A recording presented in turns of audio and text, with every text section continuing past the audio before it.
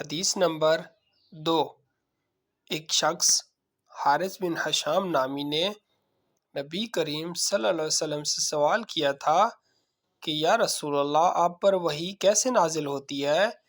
آپ صلی اللہ علیہ وسلم نے فرمایا کہ وحی نازل ہوتے وقت کبھی مجھ کو گھنٹی کی سی آواز محسوس ہوتی ہے اور وحی کی یہ کیفیت مجھ پر بہت شاق گزرتی ہے۔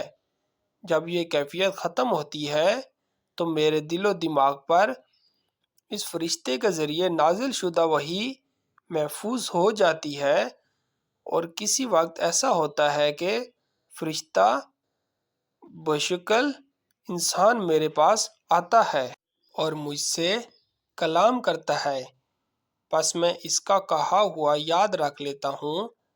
عائشہ رضی اللہ عنہا کا بیان ہے کہ میں نے سخت کڑاکے